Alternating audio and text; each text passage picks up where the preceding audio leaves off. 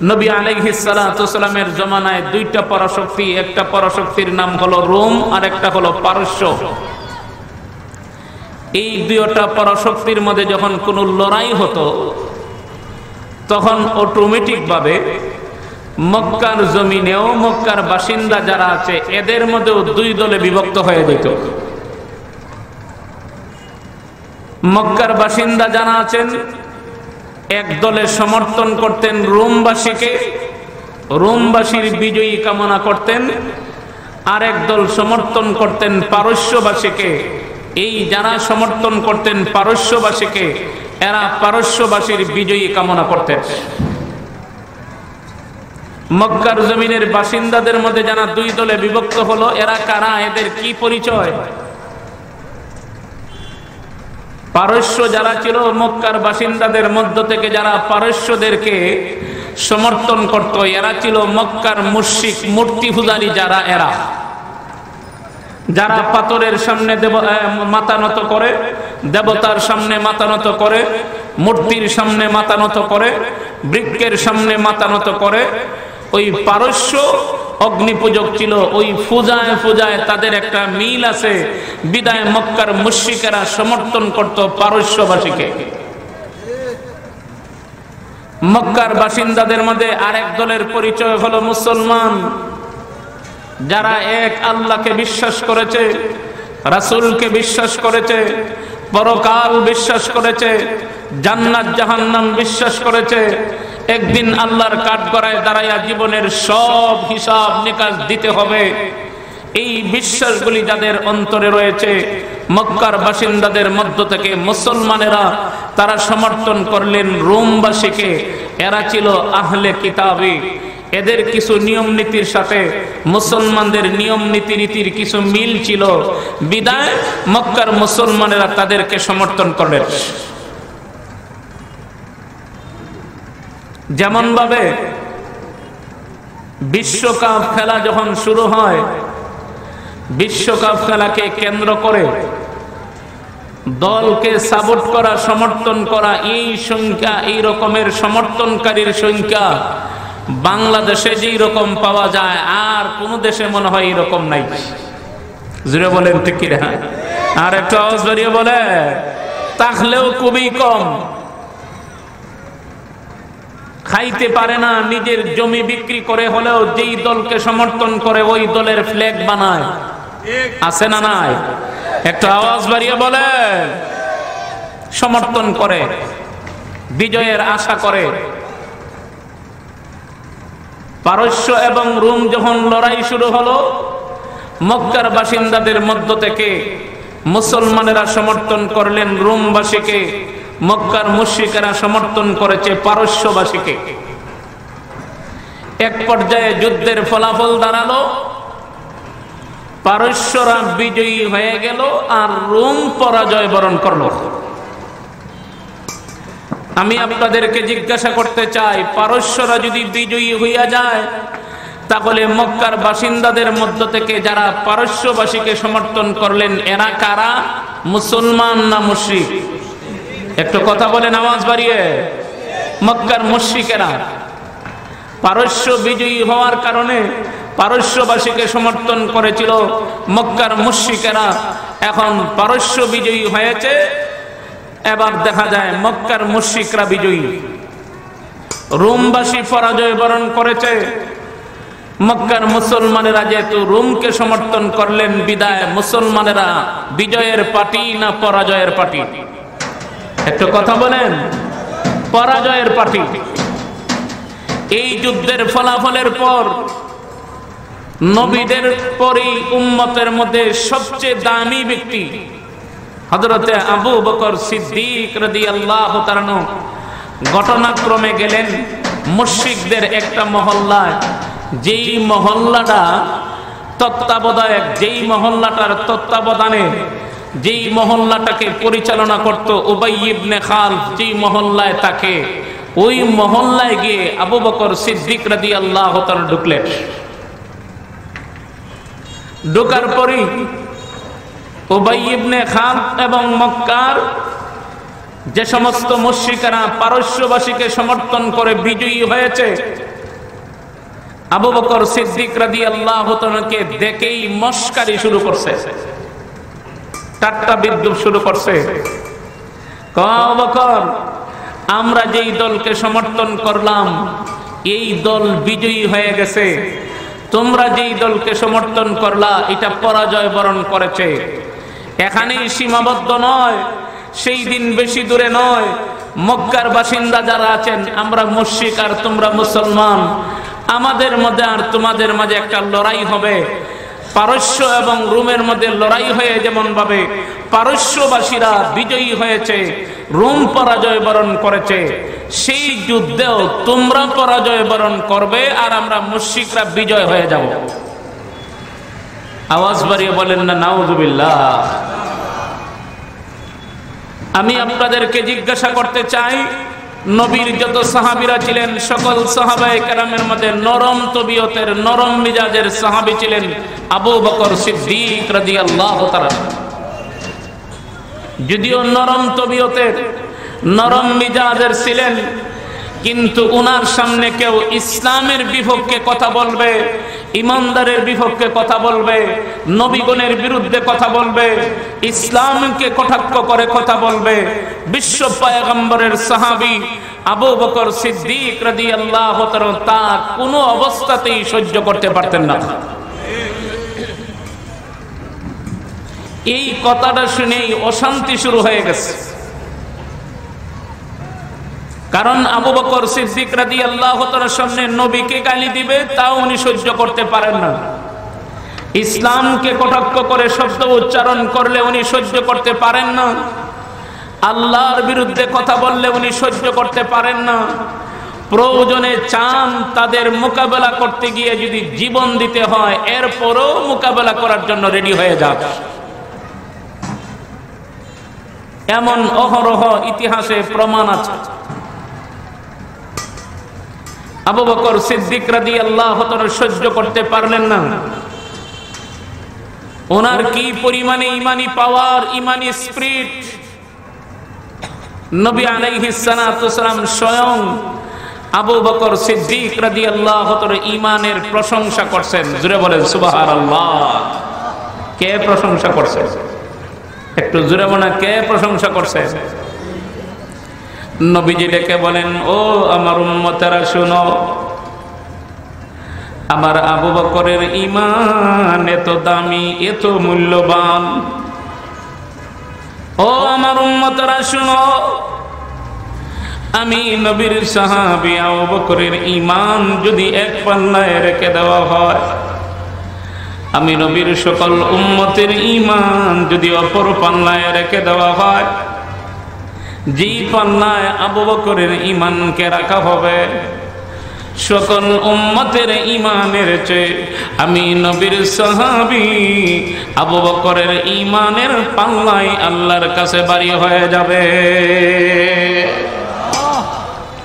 সেই আবু বকর সিদ্দিক রাদিয়াল্লাহু তাআলা যেই মুহূর্তে শুনলেন আর সহ্য করতে পারেন না, না না, মক্কার মুশরিকেরা মস্কারি করবে, ঠাট্টা বিদ্রূপ করবে, এটা কোনোদিন সহ্য করা যায় না, এটা কোনোদিন মেনে নেওয়া যায় না।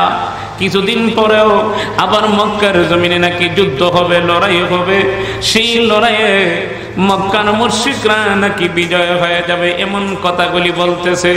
না না, সহ্য করা যায় না। এই মজমা থেকে উঠে ডাইরেক্ট চলে গেলেন নবী আলাইহিস সালাতু ওয়াসালামের দরবারে। নবীজির দরবারে গিয়ে হাজির হয়ে সম্পূর্ণ ঘটনা বললেন। সম্পূর্ণ ঘটনা বলার পরে মহান আল্লাহ রাব্বুল আলামিনের পক্ষ থেকে আমাদের প্যারা নবীর কাছে মহান আল্লাহ সূরা রুম নাযিল করে এই ঘোষণাটা জানায় দিলেন, ও আমার হাবিব, চিন্তা করতে হবে না, চিন্তার কোনো কারণ নাই, চেহারা মলিন করতে হবে না। চিন্তা করতে হবে না, চিন্তা করার কোনো কারণ নাই। যদিও পারস্যরা বিজয়ী হয়েছে, রোম পরাজয় বরণ করেছে, এখানেই আনন্দ উল্লাসের সীমারেখা থাকা চাই। এটাই শেষ নয়, এই যুদ্ধের ফলাফলের উপরই শেষ নয়, সেই দিন বেশি দূরে নয়। আজকে যদি পারস্যরা বিজয়ী হয়েছে, রোম পরাজয় বরণ করেছে, সেই দিন বেশি দূরে নয়। আল্লাহ সূরা রোম নাযিল করে জানায় দিয়েছেন, সেই দিন বেশি দূরে নয়। পারস্যরা আবার পরাজয় বরণ করবে, রোমবাসীদেরকে মহান আল্লাহ বিজয় দান করবে। রোম বিজয়ী হয়ে যাবে, পারস্য পরাজয় বরণ করবে। আল্লাহ যখন সূরা রুম নাযিল করে এই কথাটা প্যারা নবীকে জানায়া দিলেন, কোরআনের আয়াত কি কোনোদিন মিথ্যা হতে পারে? আরো আস্তে করে একসাথে আওয়াজ বাড়িয়ে বলেন, মিথ্যা হতে পারে। তামাম দুনিয়া মিথ্যা হয়ে যেতে পারে, আল্লাহর কালাম কোনোদিন মিথ্যা হতে পারে না। জুড়ে বলেন ঠিক কিনা? আর একটু আওয়াজ বাড়িয়ে বলেন। এই সুসংবাদটা পাওয়ার পরে আবু বকর সিদ্দিক রাদিয়াল্লাহু তাআলা দেরি করলেন না। না না, দেরি করা যাবে না, এই সংবাদটা পেয়ে আর দেরি করব না। রিটার্ন তো উবাই ইবনে খালফের জবাবটাকে আমার দিয়ে আসতে হবে। মক্কার বেঈমান কাফেরদের দাঁত ভাঙা জবাব তো আমার দিয়ে আসতে হবে। ভাই আমার বিশ্বনবীর সাহাবী পয়গম্বর গণের পরে, নবীদের পরে উম্মতের মধ্যে সবচেয়ে দামি ব্যক্তি হলেন আবু বকর সিদ্দিক রাদিয়াল্লাহু তাআলা। কি পরিমাণে দামি! নবীজি ডেকে বলেন, ও আমার সাহাবীরা শোনো, কাল কিয়ামতের দিন জান্নাতের বিবরণ নবীজি সাহাবায়ে কেরামদেরকে শোনাইতেছেন। ও আমার সাহাবীরা শোনো, জান্নাতের একটা দরজার মধ্যে লেখা থাকবে বাবুস সালাহ। দুনিয়ার জীবনে যারা আল্লাহকে খুশি করার জন্য নামাজ আদায় করবে, ওই জান্নাতের বাবুস সালাহ যেই দরজার মধ্যে লেখা থাকবে, জান্নাতের ওই দরজা দিয়ে নামাজিরা ঢুকবে। জান্নাতের আরেকটা দরজার মধ্যে লেখা থাকবে বাবুস যাকাত। দুনিয়ার জীবনে আল্লাহ যাদেরকে সম্পত্তি দিয়েছেন, ওই সম্পত্তি থেকে যাকাতের মালগুলোকে আলাদা করে দিয়া পবিত্র করে দিবে। কাল কিয়ামতের দিন মহান আল্লাহ জান্নাতের ভিতরে ওই যাকাত দেনেওয়ালাদেরকে এই দরজা দিয়ে ঢোকাবেন। ভাইরা আমার, শুধু তাই না, নবীজি ডেকে বলেন, আমার সাহাবীরা শুনো, জান্নাতের একটা দরজার মধ্যে লেখা থাকবে বাবুস সাওম। জান্নাতের একটা দরজার মধ্যে বাবুস সাওম লেখা থাকবে। যারা দুনিয়ার জীবনে সুবে সাদিক থেকে শুরু করে নিয়ে সূর্যাস্ত পর্যন্ত তিন জিনিস থেকে বিরত থেকে আমি আল্লাহকে রাজি এবং খুশি করার জন্য রোজা রেখেছে, বিশ্ব পয়গম্বর ঘোষণা করেন, ওই রোজাদারেরা জান্নাতের এই দরজা দিয়ে ঢুকবে। এমন ভাবে বিবরণ শোনানোর পরে নবীজি ডেকে বলেন, ও আমার সাহাবীরা শোনো, আমার উম্মতের মধ্যে এমন একজন ব্যক্তি আছেন, যেই ব্যক্তির জন্য জান্নাতের প্রতিটা দরজাকে আল্লাহ উন্মুক্ত করে দিবেন। আওয়াজ বাড়িয়ে বলেন সুবহানাল্লাহ। জান্নাতের প্রতিটা দরজাই যার জন্য উন্মুক্ত করে দেওয়া হবে। সাহাবায়ে কেরাম দেখে বলেন, ওগো নবীজি, জান্নাতের দরজাগুলি যার জন্য উন্মুক্ত করে দেওয়া হবে, আপনার ওই উম্মতের কোন ব্যক্তি, কার নামে এমন সুসংবাদ, কার জন্য মুক্ত করে দেওয়া হবে? এই সুসংবাদটা যেহেতু দিয়েছেন, দয়া করে যদি নামটা বলতেন তাহলে তো আমরা চিনতে পারতাম। নবীজি ডেকে বলেন, আমার সাহাবীরা শুনো, আমি আল্লাহর দরবারে আশা রাখি জান্নাতের প্রতিটা দরজা যার জন্য উন্মুক্ত করে দেওয়া হবে এ দুনিয়ার অন্য কেউ না, আমি নবীর সাহাবী হযরত আবু বকর। সেই আবু বকর সিদ্দিক রাদিয়াল্লাহু তাআলা ডাইরেক্ট চলে গেলেন সেখানে ওই উত্তরটা দেওয়ার জন্য, যে সেই দিন বেশি দূরে নয়। তোমরা তো আনন্দে লাফালাফি করছিলা, আনন্দের সীমা নাই। তোমরা আবার ভবিষ্যৎবাণীও দিয়ে দিলা যে পারস্য বিজয়ী হয়েছে, রোম পরাজয় বরণ করেছে। এখান থেকে আমরা মুসলমানেরা শিক্ষা নিতাম, সেই দিন বেশি দূরে নয়, মক্কার জমিনেও এমন ভাবে একটা লড়াই হবে মুসলমান আর মুশরিকদের মধ্যে। সেই যুদ্ধেও মুশরিকরা বিজয়ী হবে, ওই কথাটার পাল্টা উত্তর দেওয়ার জন্য আবু বকর সিদ্দিক রাদিয়াল্লাহু তাআলা যেই মজমা থেকে কথাটা শুনে আসছিলেন ওই মজমাতে আবার চলে গেলেন। আওয়াজ বাড়িয়ে বলেন আল্লাহু আকবার। গিয়া বলতেছেন, ও উবাই ইবনে খালফ শুনো, এই ঘটনা আমাদের নবীজির উপর আল্লাহ কোরআনের আয়াতগুলি নাজিল করে জানাই দিয়েছে। সেই দিন বেশি দূরে নয়, রোম আর পারস্য আবার যুদ্ধ হবে। সেই যুদ্ধের ফলাফল দাঁড়াবে পারস্যরা পরাজয় বরণ করবে আর রোম বিজয়ী হয়ে যাবে। আরো আস্তে করেন সুবহানাল্লাহ। আর একটু আওয়াজ বাড়িয়ে বলেন না সুবহানাল্লাহ। উবাই ইবনে খালফ, এটা কখনোই হতে পারে না। আবু বকর সিদ্দিক রাদিয়াল্লাহু তাআলা বলেন, না, নবীজি বলছেন কোরআনের আয়াত কোনোদিন মিথ্যা হতে পারে না। জোরে বলেন ঠিক কি না? আর একটা আওয়াজ বাড়িয়ে বলেন, तमाम দুনিয়া মিথ্যা হয়ে যেতে পারে কিন্তু কোরআনের আয়াত মিথ্যা হতে পারে না। কোরআনের আয়াতকে যারাই মিথ্যা বলেছে, কোরআনের আয়াতের বিরোধিতা যারাই করেছে, কোরআনের বিরোধিতা যারাই করেছে, সর্বশেষ তাদের বিবেক এই কথা বলতে বাধ্য হয়েছে, কোরআন সত্য, কোরআন কোনোদিন মিথ্যা হতে পারে না। কোরআন আল্লাহ প্রদত্ত গ্রন্থ। সাথে সাথেই সর্বশেষ জীবনের ইতিহাস পড়লে দেখা যায় জীবনের শুরুতে কোরআনের বিরোধিতা করেছে, জীবনের শেষ পর্যায়ে দেখা যায় কোরআন গ্রহণ করে মুসলমান হয়ে গেছে। আবু বকর সিদ্দিক রাদিয়াল্লাহু তাআলা বলেন, না না, কোরআন কোনোদিন মিথ্যা হতে পারে না। কোরআনে আল্লাহ সুসংবাদ দিয়েছেন। এক পর্যায়ে কথা বলতে বলতে আবু বকর সিদ্দিক রাদিয়াল্লাহু তাআলা বলেন, যদি নাই মানো তাহলে বাজি ধরো। কি ধরো? একটু জোরে বলেন, কি ধরো? বাজি ধরো।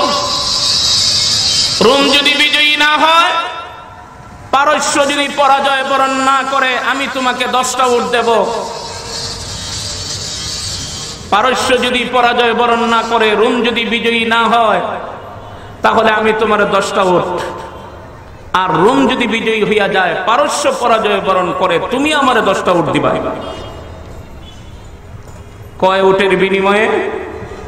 একটু জোরে বলেন না। কয় উটের বিনিময়ে? 10 উটের বিনিময়ে বাজি। উবাই ইবনে খালফ কয়, খালি বাজি ধরলেই তো না, সময় তো ঠিক করতেইব। কত দিনের ভিতরে? আবু বকর সিদ্দিক রাদিয়াল্লাহু তাআলা বলেন, তো ধরো 3 বছর। কত বছর? 3 বছরের ভিতরে রোম যদি বিজয়ী হইয়া যায়, পারস্য পরাজয় বরণ করে, তুমি আমারে 10টা উট। আর যদি পারস্য বিজয়ী হয়, রোম পরাজয় বরণ করে, আমি তোমারে 10টা উট দেব। সময় হইল 3 বছর। এটা ফাঁকাভুক্ত করে আবার চলে আসলেন নবীজির দরবারে। আচ্ছা, সম্পূর্ণ ঘটনা বললেন। নবীজি বলতেছেন, আবু বকর, তুমি যে বাজি ধরেও আইলা 10টা উট, আবার সময় দিলা 3 বছর। 3 বছর সময় পাইলে কোথায়? কোরআনে বর্ণিত বিবরণ তো 3 বছর না, 3 থেকে 9 বছর। কত বছর? 3 থেকে 9 বছরের ভিতরে রোম বিজয়ী হবে, পারস্যরা পরাজয় বরণ করবে। আবু বকর সিদ্দিক রাদিয়াল্লাহু তাআলা বলেন, ও আল্লাহর রাসূল, তাহলে এখন কি করতাম? বলে গিয়ে সময় বাড়াই আসো। আবার চলে গেলেন উবাই ইবনে খালফের কাছে গিয়া বলতেছেন, ভাই সময়টা তো কম হয়ে গেছে, সময়টা একটু বাড়াতে হবে। উবাই ইবনে খালফ একটা সুযোগ পেয়ে গেছে, কয় সময় যদি বাড়াতে হয় পুরস্কারও বাড়ানি লাগবে। আবু বকর সিদ্দিক রাদিয়াল্লাহু তাআলা বলেন, পুরস্কার বাড়াও, সমস্যা নাই। কত? কয় 10 থেকে 100 উট। আবু বকর সিদ্দিক রাদিয়াল্লাহু তাআলা ঈমানটা কতটুকু মজবুত ছিল উনি দেখে বলেন, ও উবাই ইবনে খালফ, শুনে রাখো, 10 থেকে 100 কেন, 1000 উট যদি বাড়াও কোনো সমস্যা নাই। কারণ কোরআনের আয়াত সত্য, রোম বিজয়ী হবে, পারস্যরা পরাজয় বরণ করবে। 1000 উট যদি হয়, যত মনে চায় বাড়াও, কোনো সমস্যা নাই। কারণ উট তো আমার দেওয়ার লাগতো না, উট দিতে হবে তুমি। জোরে বলেন ঠিক কিনা? আর একটা বাড়িয়ে বলো, উট যদি তোমার দেওয়া লাগে, সুতরাং আমার তো আর সংখ্যা বাড়াইলে সমস্যা নাই। কোরআনের আয়াত তো সত্য। জোরে বলেন ঠিক কিনা? আর একটা বাড়িয়ে বলো, বাড়াও। এখন উট বাড়ায়া সংখ্যা বাড়ানো হলো 100 উট। সময় হলো 3 থেকে 9 বছর। এইদিকে চুক্তি করে যখন চলে আসলেন, বাজি ধরে আসলেন নবী আলাইহিস সালাতু ওয়াস সালামের দরবারে, এই যে বারবার বাজির আলোচনা হচ্ছে, নবী আলাইহিস সালাতু ওয়াস সালাম বাজি সম্পর্কে কোনো কথা বলতেছেন না। এতে বোঝা গেল যখন আলোচনা চলছে আলোচনা, এখনো বাজি সম্পর্কে কোনো বিধান নাজিল, একটু জোরে বলেন, হয় নাই? কয়েক বছর গেল, এই চুক্তির পরে কোনো যুদ্ধ হয় নাই। হঠাৎ করে মক্কা থেকে হিজরত করে মদিনাতে চলে যাওয়ার সময় হয়ে গেছে। আস্তে আস্তে মুসলমানেরা মক্কা থেকে মদিনার দিকে হিজরত শুরু করছেন। উবাই ইবনে খালদ আবু বকর সিদ্দিক রাদিয়াল্লাহু তাআলাকে খবর পাঠাইয়া এই কথা জানাই দিয়েছে, যেই অবস্থা শুরু হয়েছে মুসলমানেরা তো আস্তে আস্তে মক্কা ছেড়ে মদিনায় চলে যাচ্ছে, এক সময় তুমি আবু বকরও থাকবে না। তাহলে রোম যদি পরাজয় বরণ করে, পারস্যরা বিজয়ী হইয়া যায়, তাহলে আমার বাজি ধরার পুরস্কার 100 উট আমারে কে দিবে? আল্লাহর নবীর সাহাবী আবু বকর সিদ্দিক রাদিয়াল্লাহু তাআলা এবার ডেকে বলেন, চিন্তা করতে হবে না। ওরে বেঈমান কাফের, শুনে না, আমি আবু বকর যদিও মক্কা থেকে হিজরত করে মদিনাতে চলে যাই, আমার ছেলে আছে, আমার ছেলের কাছ থেকে তুমি উটগুলা নিয়ে যাইবা, কোনো সমস্যা নাই। মক্কা থেকে হিজরত করে যাওয়ার পরে মদিনাতে যখন চলে গেলেন, মদিনাতে চলে যাওয়ার পরে এই দিকে দেখা যায় সর্বপ্রথম ইসলামের ইতিহাসে একটা প্রথম যুদ্ধ, হক এবং বাতিলের মধ্যে, সত্য এবং মিথ্যার মধ্যে পার্থক্য সৃষ্টি করার জন্য সর্বপ্রথম যুদ্ধের নাম হলো বদরের যুদ্ধ। ওই দিকে বদরের যুদ্ধ শুরু হওয়ার দামামা আসতেছে, অপর দিকে দেখা যায় পারস্য এবং রোমের মধ্যে যুদ্ধ শুরু হয়ে গেছে। ওই যুদ্ধের মধ্যে মহান আল্লাহ রোমবাসীদেরকে বিজয় দান করলেন, পারস্যরা পরাজয় বরণ করেছে। ওই দিকে মক্কার মুসলমান আর বেঈমান কাফেরদের মধ্যে প্রথম যুদ্ধ হলো বদরের যুদ্ধ।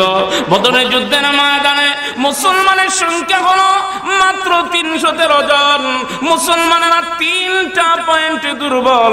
একটা পয়েন্ট হলো মুসলমানেরা অস্ত্রের দিকে দুর্বল, 2 নম্বর দুর্বল পয়েন্ট হলো মুসলমানেরা বাহনের দিকে দুর্বল, 3 নম্বর দুর্বল পয়েন্টটা হলো মুসলমানেরা সুইটেবল পজিশন না, যে মোকাবেলা সহজেই তাদের করতে পারবে। অস্ত্রের দিকে দুর্বল, বাহনের দিকে দুর্বল, পজিশনের দিকে দুর্বল। মাত্র সংখ্যা 313 জন, তাদের সংখ্যা হলো 1000-এর উপরে। মুসলমানদেরকে যুদ্ধের ময়দানে পাঠাইয়া আমাদের প্যারা নবী আকাশের দিকে দুটো হাত তুলে চোখের পানি ছেড়ে দিয়ে কান্না শুরু করে দিয়েছেন। আমাদের নবীজির কান্না, আমাদের নবীজির দোয়ার পাওয়ার আছে না নাই? আর আসতে বলেন, আর একটু আওয়াজ বাড়িয়ে বলেন, আছে না না? ভাইরা আমার, পয়গম্বরগণ দোয়া করতে দেরি হতো, আল্লাহ দরবারে দোয়া মঞ্জুর হতে দেরি হতো না। নবীজি চোখের পানি ছেড়ে দিয়ে কান্দেন, আল্লাহ মুসলমানদেরকে যুদ্ধের ময়দানে পাঠাইয়া দিলাম, আল্লাহ মুসলমানদেরকে সাহায্য করো। এই দুর্বল কাফেলা, এরা যদি দুনিয়া থেকে বিদায় হয়ে যায়, তোমার একত্ববাদের স্লোগান এই পৃথিবীর জমিনে কে দিবে? নবীজি এমন ভাবে কান্দেন, নবীজির পাশে বসা হলেন আবু বকর সিদ্দিক রাদিয়াল্লাহু তাআলা। প্যারা নবীর চক্ষু থেকে পানি বের হয়ে দাড়ি মুবারক ভিজে সিনা মুবারক পর্যন্ত এসে পৌঁছে গেছে। এমন ভাবে কান্না শুরু করে দিয়েছেন। আবু বকর সিদ্দিক রাদিয়াল্লাহু তাআলা ডেকে বলেন, ওগো নবীজি, আপনি এমন ভাবে কান্না শুরু করে দিয়েছেন, আপনার কান্নার মাধ্যমে অনুমান করা যায় অধিকার মনে হয় আল্লাহ দরবার থেকে আদায় করেই ছাড়বেন। আওয়াজ বাড়িয়ে বলে আল্লাহু আকবার। আর একটা আওয়াজ বাড়িয়ে বলে আল্লাহু আকবার। ভাইরা আমার, প্যারা নবীর দোয়া আল্লাহ দরবারে মঞ্জুর হয়ে গেছে। বিশ্ব পয়গম্বর এবার দোয়া শেষ করার পরে মুস্কি হাসেন আর ডেকে বলেন, আবু বকর, সুসংবাদ গ্রহণ করো, সুসংবাদ গ্রহণ করো। মহান আল্লাহ রাব্বুল আলামিনের দরবারে আমার দোয়া তো মঞ্জুর হয়ে গেছে, কবুল হয়ে গেছে। আল্লাহ জিবরাইল আলাইহিস সালাতু ওয়াস সালামকে পাঠিয়ে আমারে জানায়া দিয়েছেন, বদর যুদ্ধের ময়দানে যদিও মুসলমানের সংখ্যা কম, মহান আল্লাহ বদরের প্রান্তরে মুসলমানদেরকে বিজয় দান করবে। আমার ভাইয়েরা, এই দিকে মুসলমানেরাও বিজয়ী, অপর দিকে দেখা যায় পারস্য পরাজয় আর রোম বিজয়ী। আবু বকর সিদ্দিক রাদিয়াল্লাহু তাআলা এই ফলাফলের খবর পাইয়া নবীজিকে ডেকে বলতেছেন, ও আল্লাহর নবী, আমার একটু পারমিশন দেন, আমার যে কিছু প্রাপ্য পাওনা আছে উবাই ইবনে খালফের কাছে, এগুলাকে আমার আনতেইব। কতটি উট? আরো আস্তে কন, কত উট? একসাথে আওয়াজ বাড়িয়ে বলেন, কত উট? 100 উট, এগুলাকে আনতে হবে। নবীজি বলেন, যাও গিয়ে নিয়ে আসো। বোঝা গেল এখনো বাজি ধরা হারাম। একটু জোরে বলেন না, ঘোষণা হয় নাই। চলে গেলেন আবু বকর সিদ্দিক রাদিয়াল্লাহু তাআলা, গিয়ে 100 উট নিয়ে আইলেন। এখন 100 উট নিয়ে যখন নবী আলাইহিস সালাতু ওয়াসালামের দরবারে এসে হাজির হইলেন, নবীজি ডেকে এখন বলতেছেন, ও আল্লাহর নবী, এখন এই উটগুলা কি করব? 100 উট তো আমি নিয়ে আসলাম, বাজি ধরার উট। নবীজি বলতেছেন, আবু বকর শুনো, প্রথমে যখন তুমি বাজি ধরে আইসা আমাকে শুনাইছো তখনও কিন্তু বাজি ধরা হারাম হয় নাই, পরে যখন সংখ্যা বাড়াইলায় তখনও কিন্তু হারাম হয় নাই। পরবর্তীতে যখন তুমি আমার কাছ থেকে অনুমতি নিয়া 100 উট আনার জন্য মক্কাতে গেছো, মক্কা থেকে 100 উট গ্রহণ করে যখন অর্ধেক রাস্তায় আসছো, তখন সাথে সাথে আল্লাহ রাব্বুল আলামিনের পক্ষ থেকে আয়াত নাজিল করে আমাকে জানাইয়া দেওয়া হয়েছে, আজ থেকে কিয়ামত পর্যন্ত বাজি ধরাকে আল্লাহ হারাম ঘোষণা দিয়েছে। কি ঘোষণা? একটু জোরে বলেন, কি ঘোষণা? হারাম। বাজি ধরা হালাল না হারাম? একটু আওয়াজ বাড়িয়ে বলেন, বাজি ধরা হারাম। আমার ভাইয়েরা, তাহলে এতক্ষণের আলোচনার মাধ্যমে আমি আপনাদের সামনে যে আয়াত তিলাওয়াত করেছি সূরা রুম থেকে, সূরা রুম সম্পর্কে একটা ধারণা দিলাম। আর যে আয়াত আমি আপনাদের সামনে তিলাওয়াত করেছি ওই আয়াতের মধ্যে মহান আল্লাহ রাব্বুল আলামিন এই কথাটাই বোঝানোর উদ্দেশ্য, এই বর্তমান দুনিয়াতে এত বিপুল সংখ্যক মুসলমান থাকার পরেও 250 কোটি মুসলমানের সংখ্যা, এত বিপুল সংখ্যক মুসলমান থাকার পরেও কেন মুসলমান মাইর খায়, কেন মুসলমান নির্যাতিত? ইসলামের সূচনা লগ্নে মুসলমানের সংখ্যা ছিল কম না বেশি? একটু আওয়াজ বাড়িয়ে বলেন, কম না বেশি? কম। এত কিছুর পরেও, কম তাহার পরেও মুসলমানেরা যেদিকেই গেছে সেদিকেই মুসলমানেরা বিজয়ের মালা পরে এসেছে। বর্তমান দুনিয়াতে সংখ্যায় বেশি থাকার পরেও মুসলমান মাইর খায়, মুসলমান নির্যাতিত, মুসলমান নিপীড়িত, মুসলমান নিষ্পেষিত, অথচ মুসলমান যেদিকেই গেছে বিজয়ের মালা পরে এসেছে। নিশ্চয়ই তো এর কোনো কারণ আছে। জোরে বলেন ঠিক কিনা? আছে না নাই? কারণটা অন্য কোনো কিছু না, আল্লাহ নিজেই সূরা রুমের যে আয়াত আমি তিলাওয়াত করেছি ওই আয়াতে আল্লাহ বলে দিয়েছেন, যাহারাল ফাসাদু ফিল বাররি ওয়াল বাহর বিমা কাসাবাত আইদিন নাস। স্থলে জলে বিপর্যয়ে নেমে আসার কারণ অন্য কিছু নয়, তোমাদের হাতেরই কামাই করা ফল। জোরে বলেন ঠিক কিনা? আর একটু আওয়াজ বাড়িয়ে বলেন, আজকে মুসলমান ইমানদারেরা যেই পরিমাণে গুনার কাজে প্রতিযোগিতা শুরু করছে, ভালো কাজ পিছনে রেখে গুনার কাজে মুসলমানেরা প্রতিযোগিতায় লিপ্ত হয়ে গেছে। জোরে বলেন ঠিক কিনা? আর একটু আওয়াজ বাড়িয়ে বলেন। অথচ মুসলমান গুনার কাজের পাশেই যাওয়ার কথা ছিল না, এখন গুনার কাজ নিয়ে তাদের প্রতিযোগিতা শুরু হয়ে গেছে। এত বিপুল সংখ্যক মুসলমান থাকার পরও কেন মাইর খায়, কেন নির্যাতিত? তার কারণ নবী আলাইহিস সালাতু ওয়াসালাম আরেকটা হাদিসে উল্লেখ করেছেন।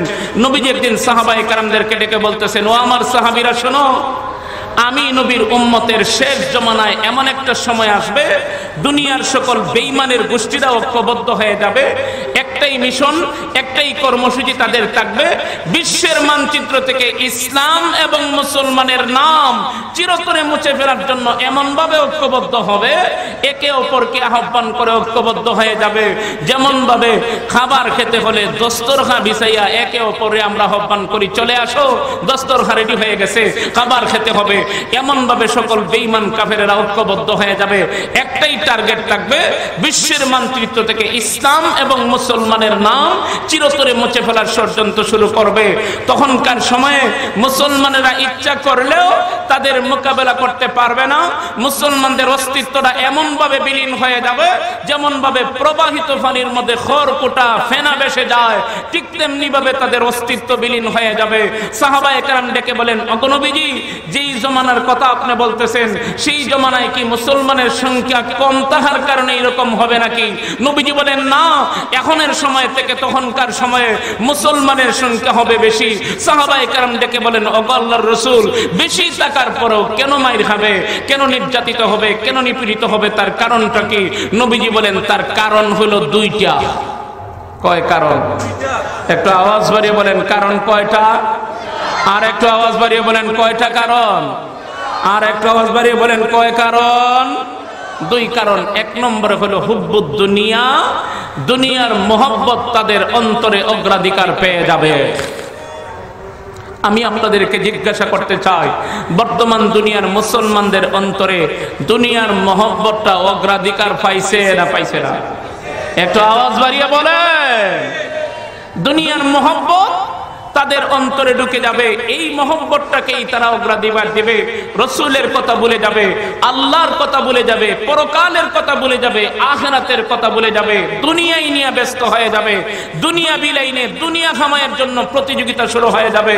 অথচ ইসলামের সূচনা লগ্নের কথা, সাহাবায়ে কেরামের মধ্যে নেক আমলের ব্যাপারে ছিল প্রতিযোগিতা। জোরে বলেন ঠিক কিনা? আর একটু আওয়াজ বাড়িয়ে বলেন। একজন সাহাবী যখন শুনতেন আমার অপর ভাই কোরআন কারীমের এক পারা তিলাওয়াত করেছেন, ওই সাহাবী মনে মনে নিয়ত করেন, না না, আমি এক পারা তিলাওয়াত করলে উনার চেয়ে আগায়া যেতে পারবো না। আজকে আমি দুই পারা কোরআন তিলাওয়াত করে উনার চেয়ে আগায়া যেতে হবে। এক সাহাবী যখন শুনতেন আমার অপর ভাই 4 রাকাত নফল নামাজ আদায় করেছে, আমি 4 রাকাত নফল নামাজ আদায় করলে হবে না, আমার ওনার চেয়ে নফল নামাজ আদায় করার ব্যাপারে আগায়া যেতে হবে, আমি 8 রাকাত পড়ব। একজন সাহাবী যখন শুনলেন উনার সন্তান জিহাদের ময়দানে গিয়ে গাজী হয়ে ফিরে এসেছে, অপর সাহাবী উনি মনে মনে নিয়ত করেন, না না, আমার ছেলেকে যুদ্ধের ময়দানে পাঠাইয়া গাজী হয়ে যাতে ফিরে না আসে, গাজী হয়ে যদি ফিরে আসে তাহলে উনার চেয়ে আমি আগায়া যেতে পারবো না, বিজয়ী হতে পারবো না। আমার ছেলে যাতে যুদ্ধের ময়দানে গিয়ে আল্লাহর দ্বীন রাসূলের তরিকা জিন্দা করার জন্য যদি আমার সন্তানটা শাহাদাত বরণ করে নেয়, তাহলে আমার প্রতিবেশী সাহাবীর চেয়ে আমি বিজয়ী হয়ে যেতে পারবো। এমন ভাবে তখনকার সময় নেক আমলের ব্যাপারে ছিল প্রতিযোগিতা। আর বর্তমান দুনিয়াতে ইমানদার মুসলমানেরা দুনিয়া অর্জন করার জন্য ব্যস্ত হয়ে গেছে। আমার প্রতিবেশীর ছেলে সে যদি সৌদি আরব যায়, না না, আমার ছেলে মিডল ইস্টে গেলে হবে না, আমার ছেলেরে আমি প্রতিবেশীর চেয়ে আগায় যেতে হলে আমেরিকা পাঠাতে হবে। আমেরিকা যদি যায় সে মনে মনে নিয়ত করে আমার ছেলের লন্ডন পাঠাবো, ফ্রান্স, জার্মান ইটালিতে আমি পাঠাবো। এমন ভাবে প্রতিযোগিতা শুরু হয়ে গেছে। আর সাহাবায়ে কেরামের মধ্যে নেক আমলের ব্যাপারে এমন প্রতিযোগিতা ছিল, কে কার চেয়ে বেশি আগায় যেতে পারেন, কে কার চেয়ে বেশি আগে জান্নাতের মালিক হতে পারেন, এই নিয়ে তাদের মধ্যে প্রতিযোগিতা শুরু হয়েছিল। ভাইরা আমার, ঐতিহাসিক বিশ্ব পয়গম্বর নবী আলাইহিস সালাতু ওয়াস সালামের দরবারে যখন পারস্য সম্রাটের পক্ষ থেকে একটা দূতকে পাঠায়া দিল, আর এই চিঠির মধ্যে কটাক্ষমূলক শব্দ ব্যবহার করেছে। ওই চিঠির মধ্যে উল্লেখ করেছে, ও মুসলমানদের নবী, তুমি হলে মদিনার বাদশা আর আমি হলাম পারস্যের সম্রাট। আমি তোমাকে জানাইয়া দয়া করেছি, না জানাইয়াও আমি পারতাম, কিন্তু জানাইয়া আমি তোমারে দয়া করেছি। কি ঘোষণা দিয়েছে? তোমার যদি ক্ষমতা থাকে আমার পারস্য সম্রাটের সৈন্যরা মদিনার সীমান্ত এলাকাটা দখল করে নিবে। যদি ক্ষমতা থাকে তাহলে তুমি আমার সৈন্যগুলির মোকাবেলা কইরো। ওই চিঠিটা লেখে বাহকের মাধ্যমে নবী আলাইহিস সালাতু ওয়াস সালামের কাছে পৌঁছাইয়া দিয়েছে। নবীজি যখন এই চিঠিটা খুলে যখন পড়লেন, বিশ্ব পয়গম্বরের চেহারাটা মলিন হয়ে গেছে। ভাইরা আমার, মসজিদে নিয়ে সাহাবায়ে কেরামদেরকে আহ্বান করে নবীজি এই চিঠিটা পড়ে আর সাহাবায়ে কেরামদেরকে ডেকে বলেন, আমার সাহাবীরা রে, আমি এই মুহূর্তে ঘোষণা দিলাম, কে কে আছো? পারস্যের সম্রাট আমাকে হুমকি দিয়েছে, আমাকে বলে জানায়া দয়া করেছে আমার সীমান্ত এলাকা আগেই দখল করে নিবে, ক্ষমতা থাকলে তার মোকাবেলা করার জন্য। ও আমার সাহাবীরা শোনো, কে কে আসো, ওয়াদা দাও পারস্যের সম্রাটের সৈন্যগুলির মামার মদিনার বর্ডার দখল করার আগে আগে প্রয়োজনে যদি জীবন দিয়া হলেও মোকাবেলা করে পারস্য সম্রাটের সীমান্ত এলাকাটা আগেই দখল করে নিতে হবে। নবীজি যখন এমন ঘোষণা দিলেন, সাহাবায়ে কেরাম সকলেই দাঁড়ায় গেছেন, নবীজি আমরা রাজি আছি, আমাদেরকে পারমিশন দিয়ে দেন। এমন সময় যুদ্ধটা শুরু হবে। নবীজি ডেকে বলেন, ও আমার সাহাবীরা, এমন একটা সময় যুদ্ধ শুরু হবে, অভাব অনটনের সময়। এই সময় মুসলমানরা সকালে খাইলে বিকালে খাইতে পারে না, কি করা যায়? যার যে পরিমাণে তৌফিক আছে সাহায্য করো। সকলেই সাহায্য দিতে আসে। হঠাৎ করে নবীজি লক্ষ্য করে দেখেন একজন মহিলা তার কুলের মধ্যে ছোট্ট নিষ্পাপ শিশুকে নিয়ে আগায় আসতেছে। ভাইরা আমার সাহাবায়ে কেরাম মনে মনে ধারণা করেন, নিশ্চয়ই মনে হয় ওই মহিলা এমন সময়ে সাহায্যের জন্য আসতেছে। আচ্ছা দেখা যাক কি করে। একদম সামনের দিকে আগায় আসে। নবী আলাইহিস সালামের দরবারে যখন চলে আসলো, নবীজি ডেকে বলেন, কিসের জন্য তোমার আগমন? সাহায্যের জন্য আসছো নাকি? মহিলা কান্দে দিয়েছে। মহিলা কান্দে আর ডেকে বলে, না না, আমি সাহায্যের জন্য আসি নাই, আমি এসেছি আমার এই নিষ্পাপ মাসুম বাচ্চাটাকে আপনার জিহাদের ফান্ডে জমা দিয়ে যাওয়ার জন্য। নবীজি ডেকে বলেন, ওই ছোট্ট নিষ্পাপ মাসুম বাচ্চা দিয়ে কি করব? মহিলা ডেকে বলে, নবীজি আপনি তো পারস্যের সম্রাটের মতো রাষ্ট্রপ্রধান না, আপনি হলেন মুসলমানদের নবী। আপনি তো সৈন্যদেরকে যুদ্ধের ময়দানে পাঠাইয়া আপনি তো আপনার আরামখানায় থাকবেন না, রাজমহলের ভিতরে থাকবেন না। এরা তো সৈন্য পাঠায় রাজমহলে থাকে, আপনি তো তাদেরকে পাঠাইয়া আপনিও সাথে চলে যাবেন। যখন বেঈমান কাফেররা আপনাকে টার্গেট করে তীর ইট পাটকেল নিক্ষেপ করবে, আমি মা হইয়া ঘোষণা দিলাম আমার এই নিষ্পাপ মাসুম বাচ্চাটারে আপনার শরীরে যাতে কোনো তীর ইট পাটকেল নিক্ষেপ না করতে পারে, ডাল হিসাবে ব্যবহার করবে। আওয়াজ বেড়ে বলে আল্লাহু আকবার। আমার ভাইয়েরা আজান হয়ে গেছে।